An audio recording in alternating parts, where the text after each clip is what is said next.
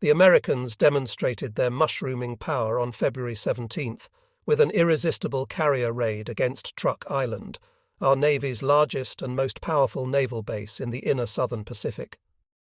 Disdainful of even the fierce opposition they confronted, the carrier planes wreaked chaos throughout our installations. 6 days later, flushed with victory, a carrier task force hurled hundreds of planes against our Mariana Island air bases and again sowed a path of terrible destruction. By this time we tottered on the brink of total defeat in the southern Pacific. Enemy Army Air Force planes slashed by day and night at our installations, and unbelievably powerful carrier task forces roamed the Pacific, striking where and when they desired. By February 20th, our position at Rabaul was no longer tenable, and our Naval Air Force units abandoned the island. This evacuation drew down the curtain on 2 years of the greatest air battles of the Pacific War, which began with our occupation of Rabaul in January of 1942. The remainder of this section describes in detail how many of the air battles were fought in the Solomons and Rabaul theatre, for the most part taken from my Okumiya's personal experiences in the area. These episodes reveal the transition of power from the Zero fighter to the enemy, representing, as it were, the yielding of strength on our part to the enemy across the entire Pacific. Simultaneously with the American invasion of Attu Island in May of 1943, enemy counterattacks and island invasions in the Solomons increased steadily in tempo. On June 30th, a vast assembly of ships poured men and supplies ashore on Rendover Island. This latest invasion directly imperiled Rabaul, and Admiral Koga ordered all the air groups of the 2nd Carrier Division, then at Truk, immediately to transfer south to our base at Rabaul and to Buin in southern Bougainville. Rear Admiral Munetaka Sakamaki assumed command of the assembled air groups. At the time, I was the air staff officer to Admiral Sakamaki. In the central Solomons and East New Guinea, our forces waged furious battles, retreating steadily before the aggressive enemy attacks. The jungle ground became red with blood of our troops who, despite every effort, could not stem the relentless enemy drives. The Navy Air Force, centered at the Buin Air Base, made every effort to destroy the enemy air units then based at Guadalcanal and to provide air cover for our land forces and surface vessels in the area. To maintain an air blanket over our forces was in itself a major undertaking, for American planes in round-the-clock attacks hammered at troops and ships. Consequently, the air battles centered about our Buin Air Base developed into violent day and night raids by both forces. The campaign was deadly, for the stakes included the entire southern Pacific and perhaps the war's outcome. Both the United States and Japan concentrated their main air strength in the theatre. Buin, a wretched air base, not comparable in airfield facilities to the enemy's magnificent engineering achievements. Our pilots had only one runway, 4,000 feet long and 800 feet in width, running at a right angle to the coast. Extending from each side of the airstrip were numerous small roads leading into the jungle, where we concealed the majority of our planes from aerial observation. Each night we moved every plane from the field into the jungle revetments and, during the day, did the same, except for those ships which were on call. This dispersion kept our losses from enemy bombing and strafing to a minimum. Our Air Force headquarters and sleeping quarters were located on the beach, approximately 1.5 miles west of the field.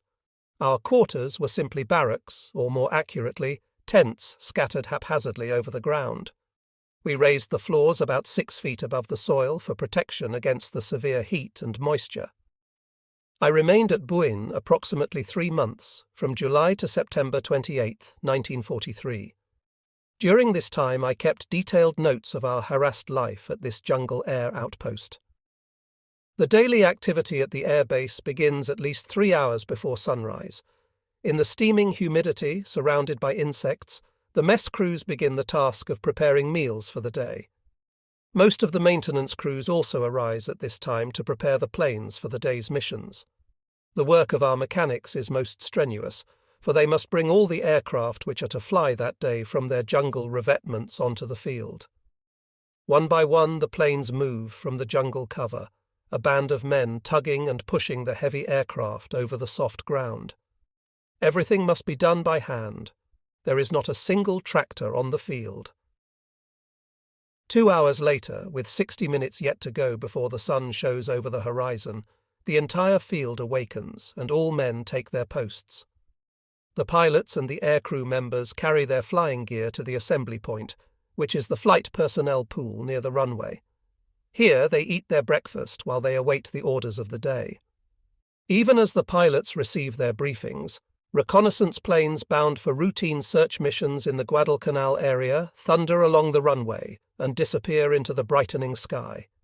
By now, every Zero fighter in flying condition is ready for an immediate takeoff to defend the base against attacking enemy planes. The Zeros are fueled and armed, placed along the runway so that the pilots have only to fly straight ahead to take off. The standby fighter pilots wait near the personnel shack, listening to the radio reports from our reconnaissance planes and from the distant ground-watching stations on the islands close to the enemy's airfields. Now the loudspeaker blares its warning. The outermost watching stations have sighted enemy planes wheeling into formation over their bases and heading for our area. The fighter commander checks the reports of each station, estimating the enemy plane's time of arrival. He waits until the last possible moment before ordering the Zeros into the air. The fighters rock and bounce slightly as they roll along the runway, then faster, the motors thundering, dust streaming behind the planes. Then they are in the air, dwindling to small black specks, and finally disappearing as they claw for altitude. They will wait high above the field so that they can dive out of the sun against the enemy formations. Superior altitude in launching an attack can decide the outcome of the air battle. The base is quiet now. The only sounds are the metallic crackle of the loudspeaker, the hammering of mechanics, and the voices of men. Suddenly the lookout on our tower stiffens behind his binoculars. His voice carries to the ground. We see him pointing to the south. Yes, there they are. Enemy planes, fast approaching the airbase. The siren screams its warning and the men on the field dash for cover, never too soon, as the enemy bombers close on the field with great speed. No one really stays down in the ditches and culverts. Hundreds of men stare at the sky, seeing the bombers and searching for the Zeros which should even now be diving against the enemy planes. Here they come, racing from their greater height to break up the bomber formations. But even before they reach the slower, heavier planes, the escorting enemy fighters scream upward to intercept the Zeros. No matter how determined the Zero attacks, the bombers maintain their formations. Even as the Zeros and American fighter planes scatter over the sky in swirling dogfights, we can hear the rapidly increasing shriek of the falling bombs. The earth shakes and heaves. Great blossoms of fire, steel, smoke and dirt erupt from the airfield as salvos of bombs walk across the revetments and the runway. Sharp sound cracks against the eardrums, and the concussion is painful. Our own machine gunners fire in rage at the droning bombers above, even as the explosions come faster and faster. There is the rumble of bomber engines, the rising and falling whine of the fighters, the stutter of machine guns, and the slower chuck-chuck of aerial cannon. The sky is filled with dust and flame and smoke. Planes on the field are burning fiercely, and wreckage is scattered across the runway, which by now is cratered with great holes. Through the smoke we can see the hurtling fighter planes, diving and climbing in mortal combat. Our men curse or only stare silently as we watch Zeros suddenly flare up in scarlet and orange flame, and then plunge from the sky like bizarre shooting stars, leaving behind them a long trail of angry flame and black, oily smoke. Parachutes can be sighted drifting earthward, clearly silhouetted against the deep blue sky. Then, abruptly, the raid is over. The crashing, earth-heaving thunder of the bombs is gone. As soon as the last bomb has expanded its fury, the ground crews clamber from their air raid shelters and with shovels in their hands race for the runway. They work frantically, sweat pouring from their bodies, ignoring the ever-present mosquitoes and flies, shoveling dirt back into the craters, rushing to patch up the field so that the damaged Zero fighters can land. The men jump aside as the crippled fighters, metal skin torn and holed by enemy bullets, stagger toward the runway.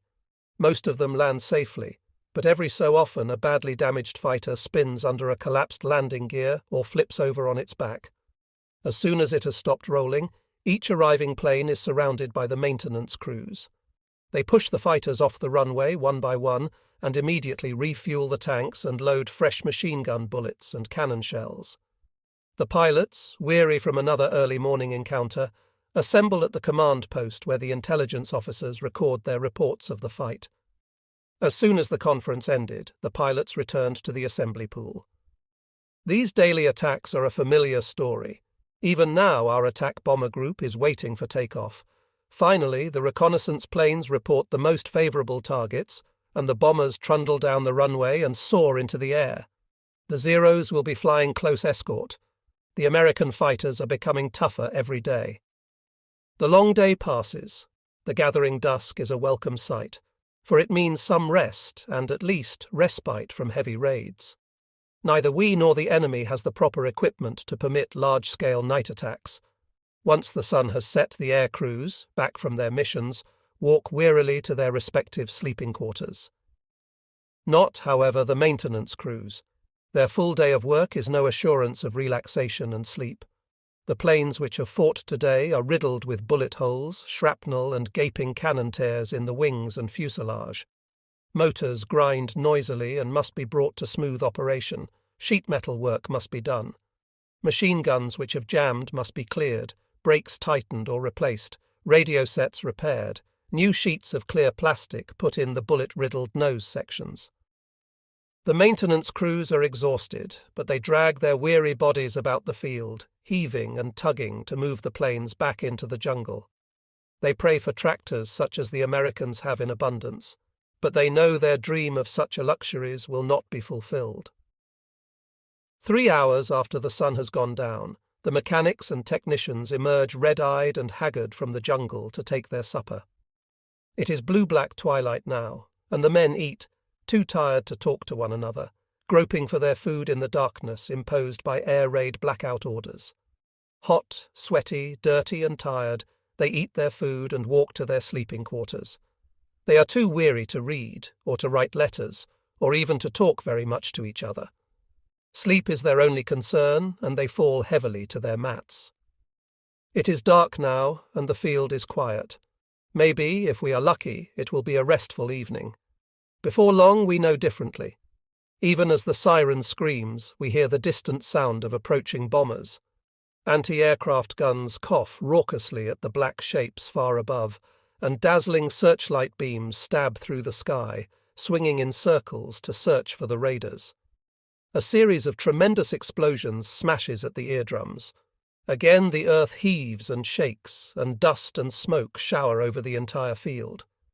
Perhaps there is only one airplane up there, circling the field, dropping a bomb every now and then, but he keeps us awake for hours, and before he leaves, another nocturnal raider takes his place. Eventually the ear-splitting shock waves and the thunder leave. Again the field is quiet. This does little good. The mechanics and other ground crewmen curse the day, still black, as they begin another exhausting period of work. And this is but one day, typical of the seemingly endless succession of day and night periods, filled only with work, exhaustion, the ceaseless enemy attacks, and the ever-increasing number of pilots and air crewmen who do not return. When the 2nd Carrier Division, commanded by Rear Admiral Sakamaki, to which I was attached as Air Staff Officer, arrived at Buin, we found the 26th Air Flotilla already on the field. The two headquarters groups coordinated their activities, and I was assigned responsibility for night raids. All pretense at a normal workday vanished, and I would be called on to work at any hour of the day or night. Since I had to work with the moon, which rises at different times each night, I found regular sleep impossible. Here my long training stood me in good stead, for soon I could snatch sleep at any time, whether it was light or dark, and for any interval. I could sleep as well for 20 minutes as I could for 3 hours. Without this ability to relax under any conditions, I would have broken down physically and perhaps mentally. Usually I arose about 1.5 hours before the time scheduled for the departure of our planes. Without washing or breakfast, I groped through the blackout to the radio station. Here I checked the positions of enemy surface vessels, land-based air units, and the expected weather. With an hour to go before takeoff, I would then drive to the field's command post. Unless special conditions warranted their absence, our commander, the senior staff officer, and the command staff would remain directly on the base. Each time I arrived at the command post, I would hear the mechanics warming up the engines of the planes scheduled to fly. I could see the blue-white flashes of flame spitting from the exhaust pipes, the only light visible on the entire base. 30 minutes before takeoff, Captain Sake Yamamoto, the 582nd Air Corps commander, briefed his air crews under a dim electric bulb at the command post. Although I often advised the captain, I never gave orders directly to the pilots and crew members. That was not my job, for I remained in the background, studying carefully the facial expressions and the actions of our flying personnel. My responsibility was to ascertain their morale and physical condition. Finally, Yamamoto gave the order to take off. One by one, the planes rumbled down the field and lifted into the darkness. All work was carried out through signals, a simple flash of light between the command post and the takeoff line. The runway itself was shrouded in black. At the extreme end, one could barely make out two dimly glowing lights, shielded from above, marking the end of the runway to the pilots. With the last plane gone, we snatched some rest on cots at the command post, waiting on call in the event that any of the planes were forced to turn back. The CP rose like a fire watchtower to a height of 67 feet, and its top matched the height of the surrounding jungle trees. Atop the tower was the lookout station. The actual command headquarters rested within the tower, about 11 feet off the ground. Our working space was little bigger than a wrestling ring. During an enemy attack, the CP was filled with men and became a center of utter confusion. There was little room, even if everyone were to remain still, to use mosquito netting. We could protect ourselves from the vicious insects only by covering our bodies with a raincoat. In the muggy atmosphere, we perspired profusely. The lower parts of our bodies were protected by long, heavy trousers and pilot's boots, which we did not take off even when sleeping. The hours always passed by slowly. Our lookout finally identified the returning bombers, which showed a coded light signal. The landing procedure was seldom uneventful, for often courageous American pilots would trail our bombers back to the base, flashing the light signal similar to that used by the bombers. We had to be absolutely alert at all times, for the favorite American trick was to scream down upon the field in a surprise attack. Once we brought the first bomber in for a successful landing, then signaled the second plane to make its approach. The airplane drifted toward the ground in a normal landing run. Suddenly we heard the sound of motors being pushed to full throttle, and the Japanese bomber came into view as an enemy night intruder, machine guns spitting tracers into the command post and over the field. Fortunately, in this attack I escaped injury, but we lost several maintenance crewmen and suffered damage to some airplanes. The American pilots were the most adventurous flyers I have ever encountered. Apparently they would stop at nothing. As our planes landed and were pushed into their jungle revetments, I interviewed the pilots and air crews. With the data from every man condensed into an intelligence report, I radioed all units concerned with the information obtained on the night raids. Before I realized it, the darkness was fading before the first signs of dawn. Another day. When there was no moonlight to guide our planes on night raids, we modified the attacks so that the planes would be able to strike at dawn or at dusk. If we attacked at dusk, the planes could leave during daylight and attack their objectives under conditions of good visibility, but they also ran the risk of enemy fighter interception. The dawn attacks required split-second timing, for if the planes were forced by weather to postpone their takeoff, usually they could not arrive over the target until the sun was up, reducing the favorable element of surprise. Therefore, we now used also the airstrip on Kolombangara Island, which lay close to Munda, where our troops were engaged in bitter fighting with the enemy. Not only did this new arrangement raise the morale of the Marines at the base, isolated along the front lines, but the ground crews at Kolombangara now had some work to perform for the first time in many weeks. In mid-August, 4 Kates led by Lieutenant J.G. Takahashi arrived secretly at the Kolombangara airstrip, sliding into the field just at dusk. Even though the airstrip personnel knew the planes were on their way, a runway pitted with holes from repeated air attacks greeted the pilots. They were apprehensive about landing, for each Kate carried a 1,760-pound bomb for the next day's attack. After circling the field slowly and noting the location of the craters, the 4 Kates finally made precarious but safe landings. The pilots and crew members could scarcely believe their eyes when they descended from their planes. The maintenance crews which greeted them stared from bloodshot eyes. They were bearded and unkempt, and their short pants were filthy. Malnutrition had pulled back the skin on their faces and bodies. They ran tender hands over the planes they had not seen for so many months, and could not help crying with joy after their long isolation. The bomber crews bedded down for the evening, which, as always, brought with it hordes of mosquitoes and other insects. The mosquito nets which the mechanics respectfully offered them were rags, utterly useless, and the pilots and crew members tossed and turned the entire night, besieged by insect swarms. To Lieutenant Takahashi's astonishment, the airbase personnel slept soundly through the night. Despite their lack of netting and the consequent exposure to the mosquitoes, they awoke refreshed and eager to service the Kates. Takahashi's group took off early in the morning and successfully bombed the enemy objectives. Returning to Buin, which we had long despaired of as probably the worst air bases in the Pacific, Takahashi vowed never to complain again. He described to his fellow pilots in detail the terrible conditions at Kolombangara, compared to which Buin was an engineering paradise. The absence of ground fighting near the Buin Air Base allowed us one pleasure, the luxury of bathing. This was in fact the only pleasant aspect of life at the jungle airstrip, and even to enjoy this we had to squeeze in our bathing time within the space of about 30 minutes after the daily battles.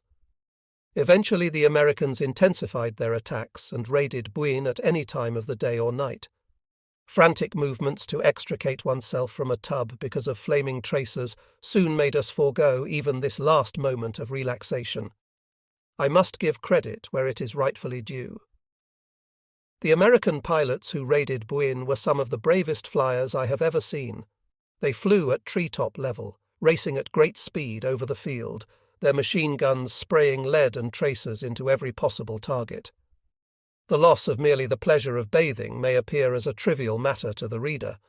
However, we lived under the most primitive conditions, without decent food, yearning for rest, besieged day and night by American bombers and fighters, waging a battle which could have but one outcome, watching our friends leaving on missions never to return, suffering from jungle diseases, annoyed day and night by insects. With this in mind, then, perhaps this fervour, at least to be clean, can better be understood. Finally, our dreams of pure luxury centred about an uninterrupted bath and an evening's sound slumber beneath several layers of mosquito netting, with bright lights all about us instead of the dreary blackout. At this time, the only serious land battles being fought in the Pacific area raged in our area and along the east coast of New Guinea. Large-scale air battles were fought mainly between the American planes from Guadalcanal and our Buin-based forces. We were the one force which held back the mounting enemy pressure, and, were we to fail, the Americans would burst northward from Guadalcanal. As the director of the air battles in the area, I prepared the communiques for release by the Imperial General Staff, Daihone, in Japan. One such communique, as an example, read, "News flash on air battles by the Buin Area Air Force, Buin. An air group of 12 Type 99 carrier-based dive bombers and 48 Zero fighters, led by Lieutenant J.G. Tachibana, left this base at 0600 hours today to search for a large enemy convoy. One of our reconnaissance planes on the night of the 14th sighted the enemy fleet moving north in the sea south of Rendova Island. Our aerial formations sighted an enemy landing force off the east coast of Vella Lavelle, believed to be the enemy convoy previously sighted at sea. Lieutenant Tachibana led the dive bombers and the fighters in an attack against the enemy force, despite interception with approximately 50 enemy planes. Our bombers sank 2 large and 1 small transport ships and damaged 2 large and 2 small transport ships. We shot down 7 enemy planes and damaged 5. Our losses included 5 Type 99 dive bombers and 3 Zero fighters. Lieutenant Tachibana gave his life in the attack. Our force will return to Vella La Vella again today to press bombing attacks against the enemy landing ships. The government released this news flash to the public immediately after the enemy established a beachhead on August 15th at Vella La Vella. We mounted 3 attacks against the invasion force, placing over the target area a total of 141 Zero fighters, 36 Val bombers, 23 Betty twin-engined bombers, and 20 seaplanes. On the evening of the day when I sent the news report to Imperial General Headquarters, we listened to the radio broadcast to our people. The program opened with a recording of the Navy March, after which the announcer repeated my news flash verbatim.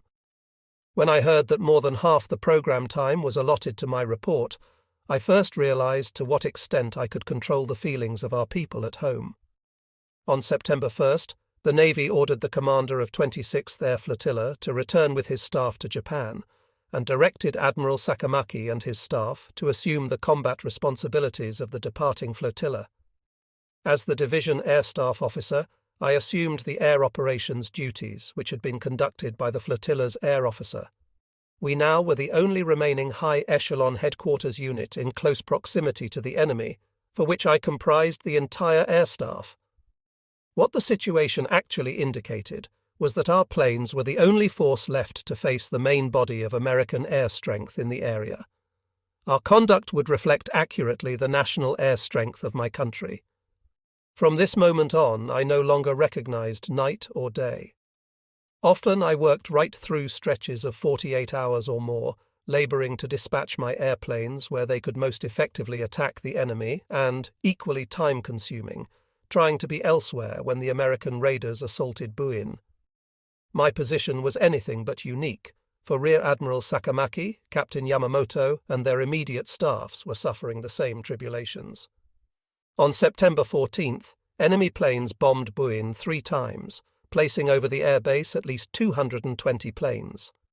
The rain of crashing bombs turned the field temporarily into complete chaos. Every available Zero fighter took to the skies to intercept, and many of these planes and their pilots failed to return. The September 14th attacks were the largest fought since my arrival. So severe was the damage to the field, and so great was the number of planes either damaged or wrecked by the enemy bombs, that every single officer and enlisted man worked more than 12 hours without rest or food. We knew only too well that unless we quickly became operational again, we would be at the full mercy of the enemy bombers. By nightfall we had cleared away most of the debris, and the base was returning to normal operations. Despite the damage suffered that day, we dispatched our night bombers on their harassing raids. Our pilots were determined to repay the enemy, at least in part, for his damaging attack. On this particular mission, I was unable personally to dispatch the planes, since I still had to prepare the daily radio report to Tokyo. As usual, I hurried to the field after midnight. The planes were already due, but for some reason Captain Yamamoto and his flight officer failed to appear at the command post. Most probably they had been exhausted by the bombing and were sound asleep. Soon the bombers began to return, assembling over the field. The ground crews did not know what to do. Although the bombers waited for the landing signal lights, only Captain Yamamoto and his flight officer had the authority to order these on. I fidgeted uneasily, for it is intolerable to keep pilots who have just completed a long and grueling night mission circling in the dark.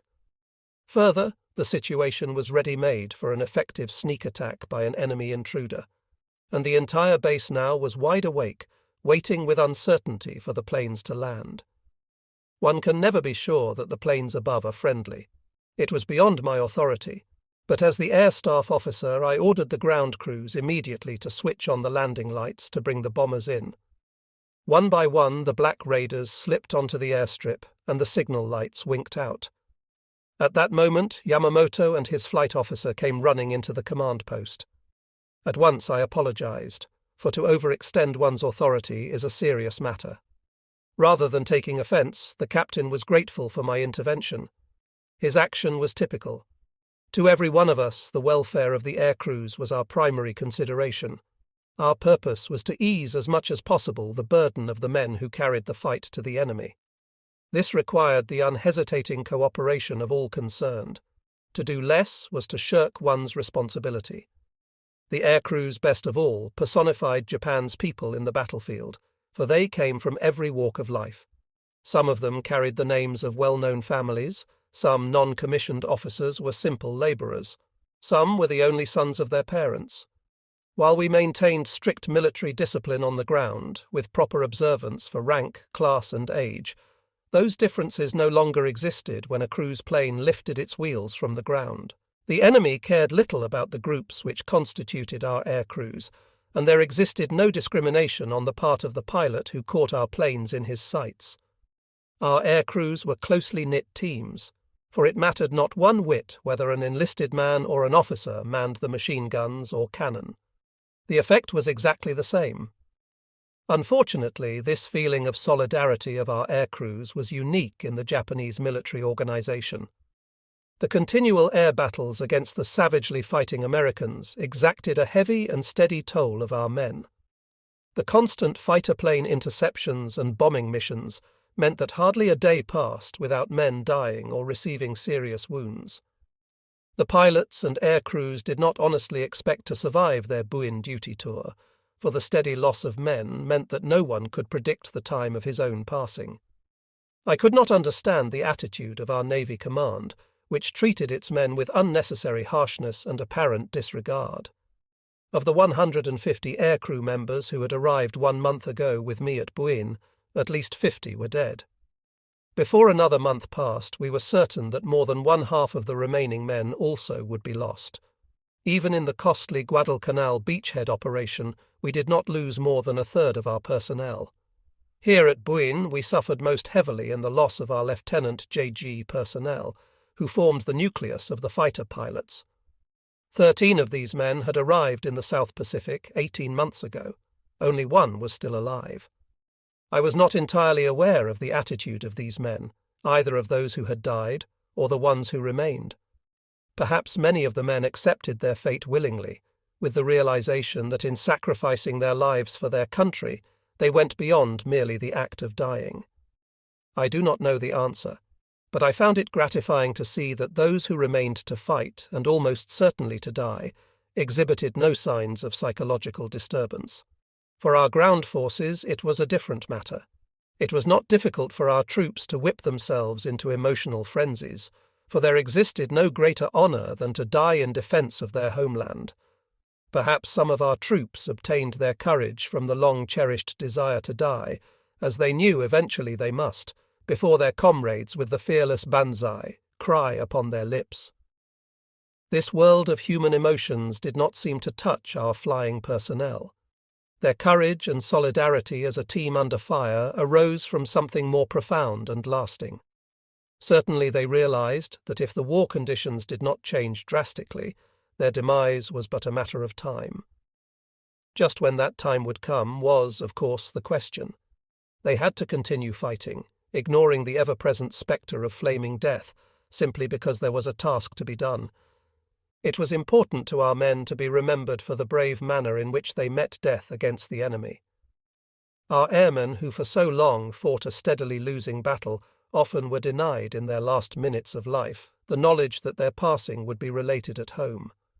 On the majority of occasions, the end came without witness by a man's flying mates.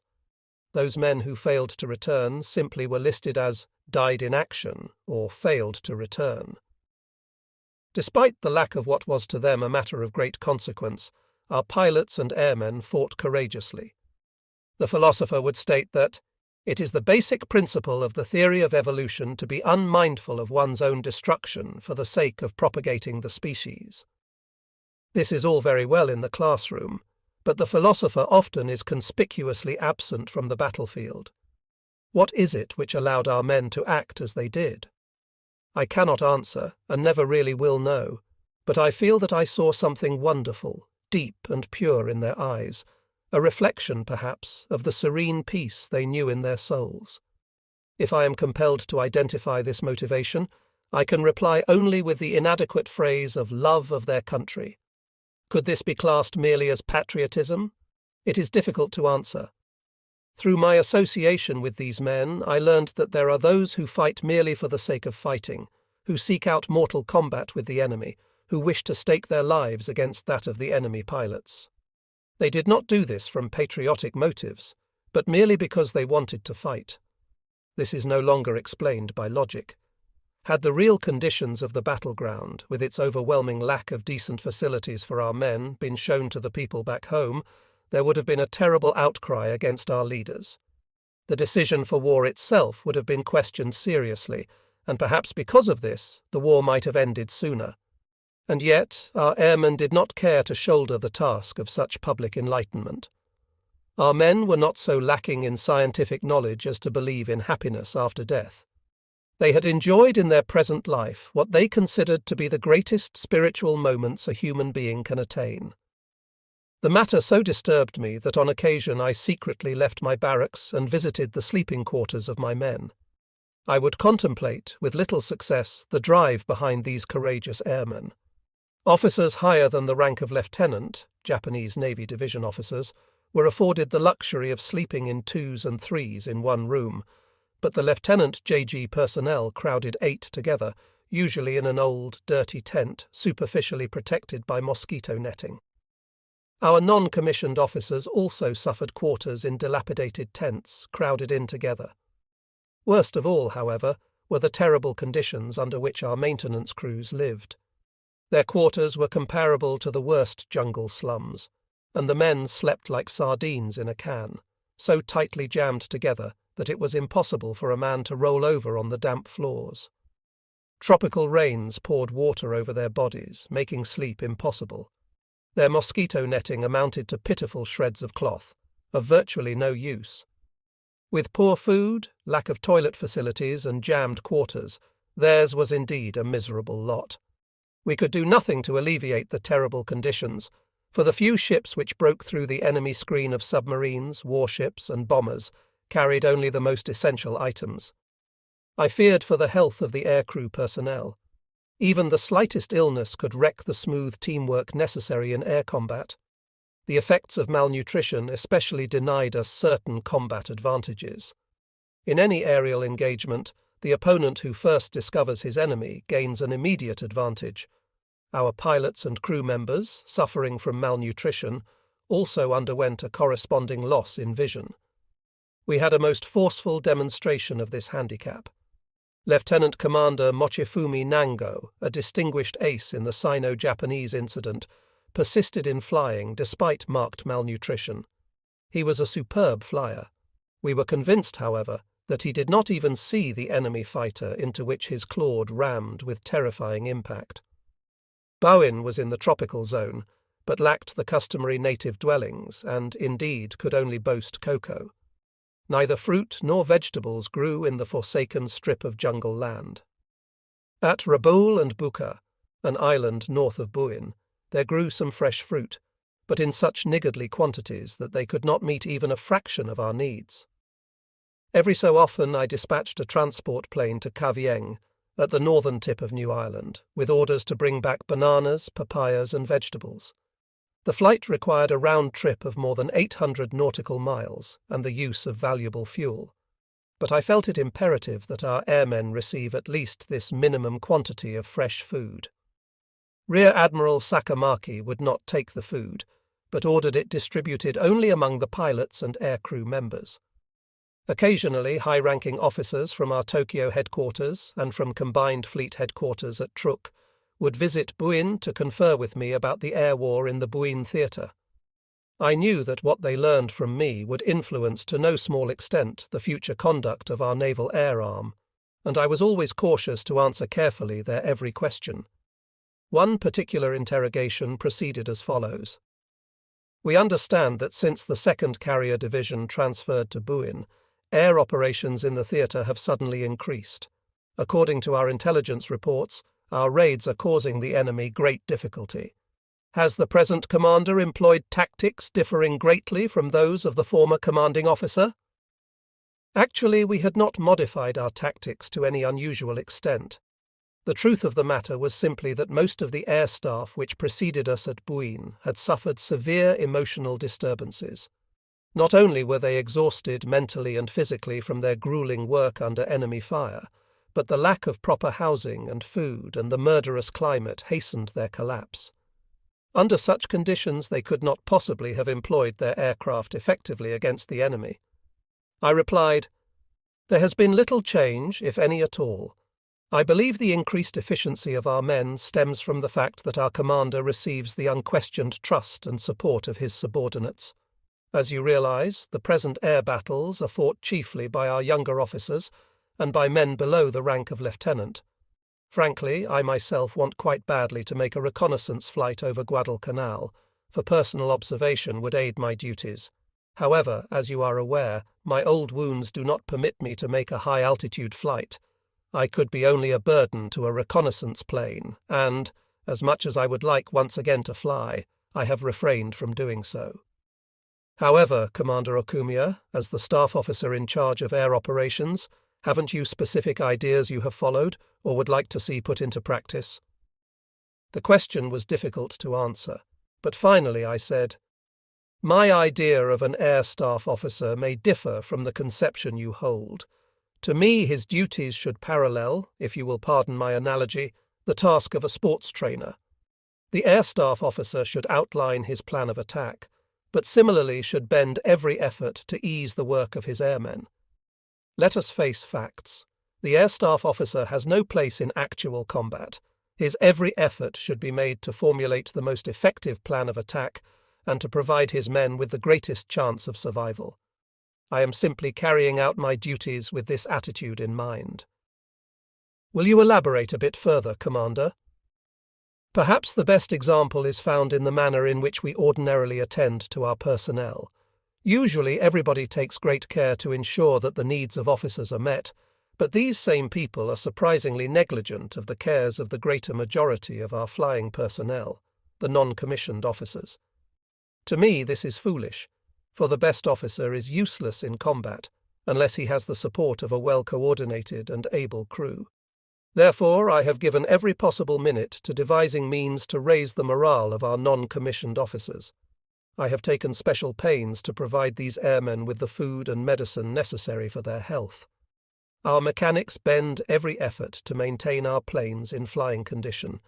Few things are as effective in destroying morale as a lack of aircraft against an enemy who daily grows stronger." "I see. Is there anything that, as the air staff officer, you would specifically like to see done?" "Many things, but of all which I feel should be done, I particularly want to send some of my men back to Japan while they still are in good health. It is unimportant if we return to the homeland only 1 or 2 of our airmen who are not yet ill or wounded. More than 2 months have passed since I arrived at Buin. In all this time, although many more men have since come as replacements, not a single healthy man has left this base. This same situation applies to our maintenance crews, who live under the most primitive conditions. Why? If our personnel could believe only that they had a chance, even the slimmest chance, of returning to Japan before they were seriously wounded or become seriously ill, our morale would soar. The prospect of returning home under conditions other than, so to speak, being carried out on a stretcher would provide a tremendous incentive for work. Another question. Why in the name of heaven does headquarters delay so long in according our combat men the honours they deserve? The most unbelievable acts of courage and bravery before the enemy have gone without notice from Tokyo. From the looks of things, Japan is no more impressed with the man who single-handedly defeats 100 enemy planes than with the administrative clerk who is never fired upon. Look at the methods of our enemies. Henderson Field on Guadalcanal, the largest enemy airbase in the area, is named after their Major Lofton Henderson, a Marine torpedo bomber pilot who died at Midway.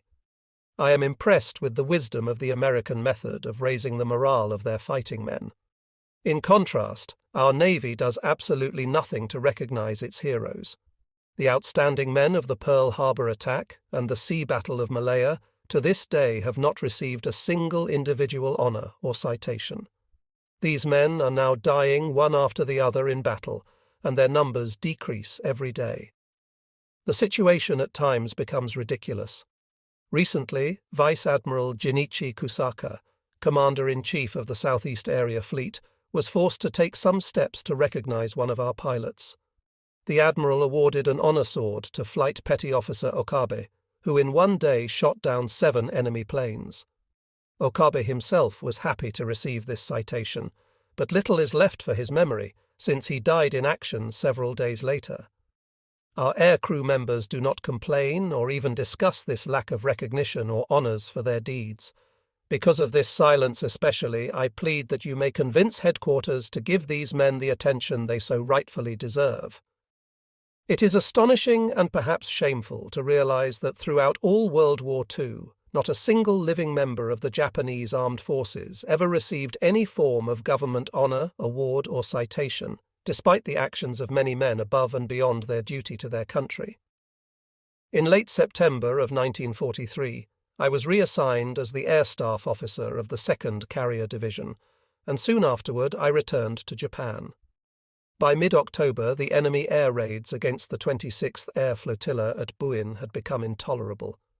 With its base constantly subjected to enemy bombs and strafing attacks, with living facilities reduced to the lowest possible level, and with a mounting loss of supply ships, the Navy pulled out, moving its air strength directly to Rabaul.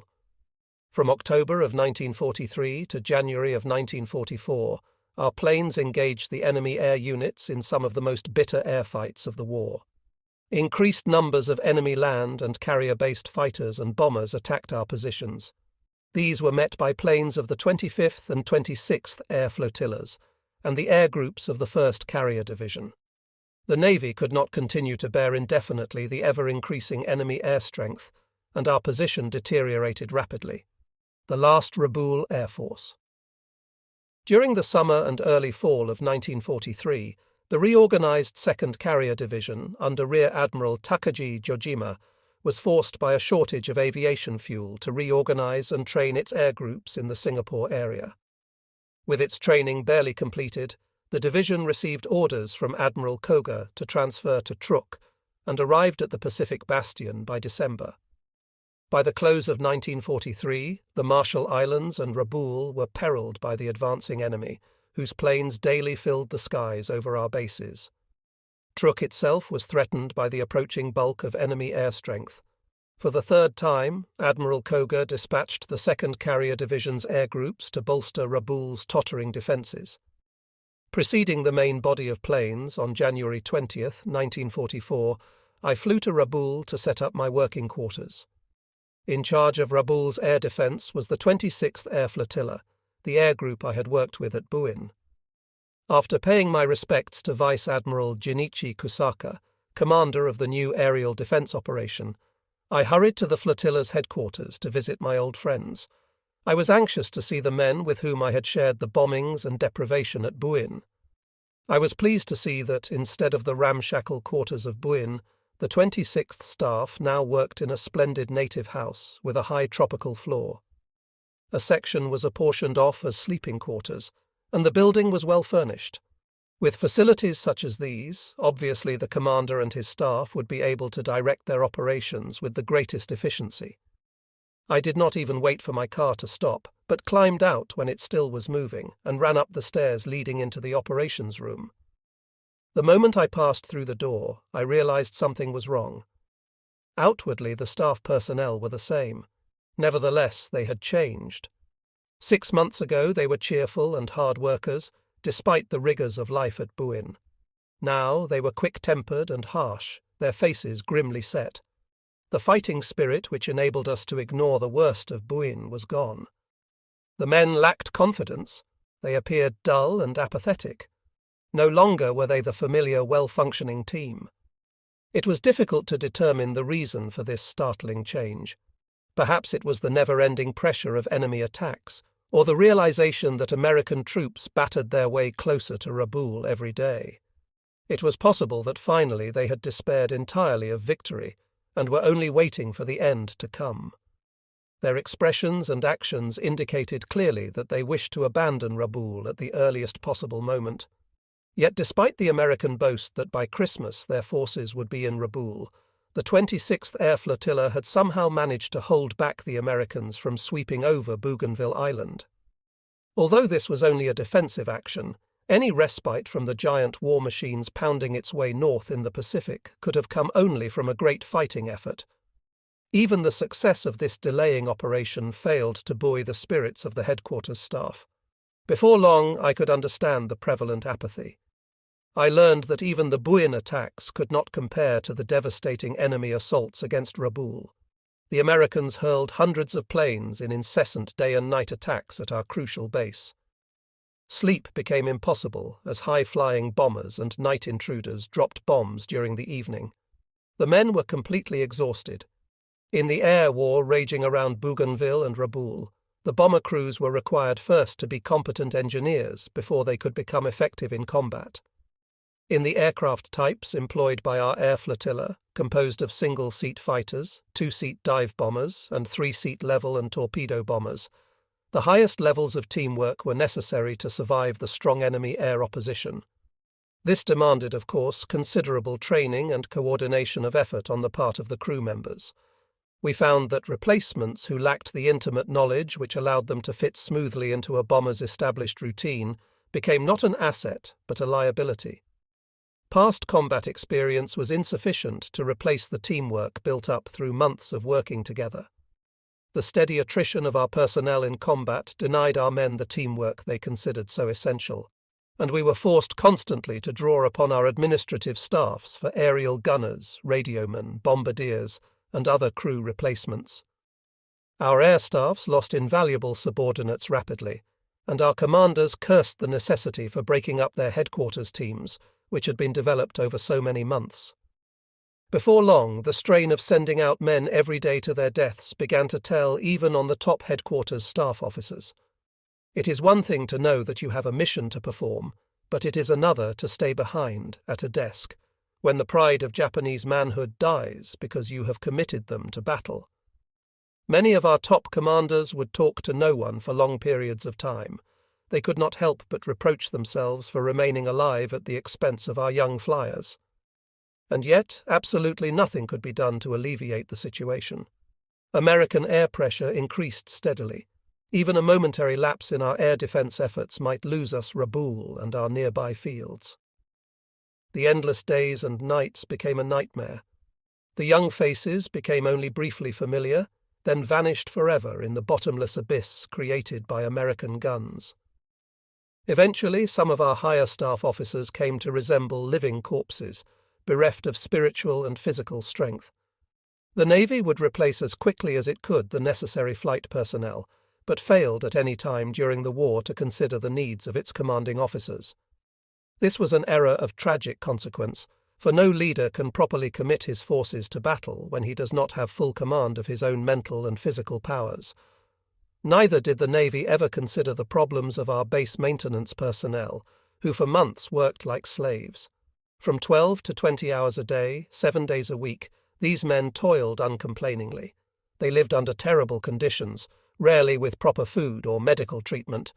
Their sacrifices received not even the slightest recognition from the government. The Naval General Staff failed also in its evaluation of our front-line fighting men, choosing to believe that all of our combat veterans were heroes. Clearly, this was a supposition without the slightest basis in reality. Courage is something which fluctuates widely. It is determined by 1,000 large and small factors: the place and time of battle, the men with whom one serves, the caliber of enemy opposition, and so on. For the average pilot and aircrew member, the required mental outlook and physical stamina necessary for effective combat cannot last longer than a month under heavy enemy pressure. Some men, of course, do not lose any of their physical and mental stamina, even when facing savage enemy air blows over a period of 2 months. These men, however, are the exception and not the rule. Should the demands of combat require that a unit be kept directly in combat for more than a month at a time, the flight personnel should be provided with rest periods at regular intervals. It is immaterial whether this rest period is longer than a single day. Even a short break has an excellent effect upon the men. Again, our Navy failed to consider such aspects of the war, and many men who finally went down before enemy guns did so only because their physical and mental exhaustion had sapped their ability as pilots. For these and other reasons, I found on my arrival at Rabaul an astonishing conviction that the war could not possibly be won, that all that we were doing at Rabaul was postponing the inevitable. Our executive personnel at Rabaul were not deluded by promises of future successes. They were experts in military aviation affairs and had personally undergone many combat engagements. As the months went by, they watched the qualitative superiority of the Zero fighter fade before the increased performance of new American fighter planes, which, by now, not only outfought but also outnumbered the Zeros. There existed a growing feeling of helplessness before this rising tide of American might. Our men felt keenly the great difference between American industrial and military strength and the limited resources of their own country. Despite these convictions, they could only continue to send our pilots and air crews into combat and to their deaths. Who could blame them, then, for the mental regression into spiritual apathy and defeatism? I found in my discussions with the 26th Air Flotilla flight personnel that they held the same impressions of futile combat, that further fighting could only postpone eventual defeat. The most astonishing reaction to the 2nd Carrier Division's arrival at Rabaul was that the knowledge that the flotilla could return to Truk did not engender relief. Instead, many of the flotilla's men could see only reproach in their replacement. They felt that they were being removed from the front line because their performance was unsatisfactory, that the Navy expected the 2nd Carrier Division to accomplish what they had failed to do. An attitude of this nature is dangerous, for it can lead in a short time to the spiritual disintegration of even the strongest army. As I took over my new duties as the Rabaul Air Staff Officer, I reflected that to date I had been extremely fortunate. Although I had gone through many battles, I was never forced to remain under severe mental strain for undue lengths of time. Either the campaign developed in our favour, or transfer to other duties relieved me of any excessive worry. Because of this past experience, I arrived at Rabaul in excellent physical and mental health. My own convictions as to the proper use of our air power differed from the Navy's plan of operation at Rabaul. I was not entirely in favour of throwing our remaining carrier-based air strength, which had been trained specifically for decisive sea battles, into another one of the seemingly endless campaigns fought against enemy land-based air power. This was the 12th specific occasion in which the Navy pitted our carrier aviation against enemy land-based warplanes, and it was the 6th such campaign for my own air group. Personally, I believed this use of carrier aviation to be only wasteful. It could not produce any positive results for Japan.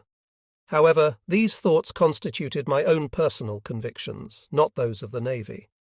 Despite my own viewpoint, I could not justify allowing personalities to intrude upon my official status.